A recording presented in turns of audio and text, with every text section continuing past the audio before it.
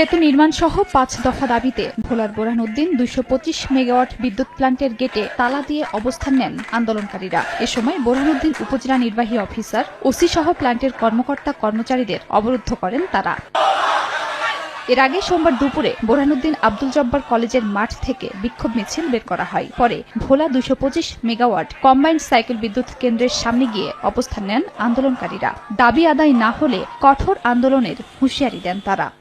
যেই শুক্রবার আমাদের যে মহাসমাবেশ করেছিলাম আমরা ঢাকাতে, সেখান থেকে আমরা ৭২ ঘন্টা সরকারকে আলটিমেটাম দিয়েছিলাম যে এর ভিতরে আপনারা আমাদের যে দাবি দেওয়া রয়েছে এই ব্যাপারে পজিটিভ কোনো রেসপন্স দেন।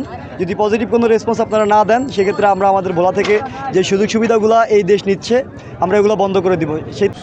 আমাদের যে দাবি, এই দাবি আজকের দাবি না। আপনারা একটি কথা আমরা ভিডিওর মধ্যে বারবার বলে আসছি, আপনারা দেখেছেন, আমরা ফেরিঘাটে অসংখ্য মায়ের লাশ দেখেছি। এটা আমাদের বিবেক জেগেছে। আমরা বিবেকের কাছে প্রশ্ন রাখতে চাই, যত ইন্টারিম আছে আমাদের জেলা থেকে বছরের পর বছর, মাসের পর মাস হাজার হাজার কোটি টাকার সম্পদ নেওয়া হয়, তার বিনিময়ে আমাদেরকে আলু কলা দেওয়া হয়। আমাদের কথা স্পষ্ট, মাননীয় ইন্টারিম, আমরা আপনার কাছে করুণা চাই না, আমরা আপনার কাছে দোহাই চাই না। আমরা চাই আমাদের যেই সম্পদ নেন, এই সম্পদ ব্যবহার করেন, এই সম্পদের বিনিময় হলো আমাদের ভোলা বরিশাল সেতু বাস্তবায়ন করে দেন।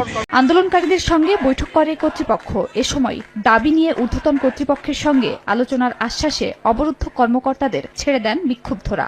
আপনাদের দাবি দেওয়াগুলো আমার ঊর্ধ্বতন কর্তৃপক্ষের সাথে কথা বলে আমরা বাস্তবায়ন করব। শুধু ভোলাকে আলাদা রেখে আমি যে বাকিটা বন্ধ করে দেবো, সেই সিস্টেম আমাদের এখানে নেই। এদিকে বিদ্যুৎ কেন্দ্রের সামনে নিরাপত্তা জোরদার করেছে আইন শৃঙ্খলা বাহিনী। নিরাপত্তার স্বার্থে আমরা আইন শৃঙ্খলা বাহিনী শান্তিপূর্ণ আইন শৃঙ্খলা এখানে আসি। এখন পর্যন্ত কোনো প্রকারের অপ্রীতি ঘটনা নাই। এর আগে ভোলা বরিশাল সেতুর দাবিতে গত ১১ নভেম্বর ভোলার চরফ্যাশন থেকে একদল তরুণ পায়ে হেঁটে ঢাকা অভিমুখে লং মার্চ করেন।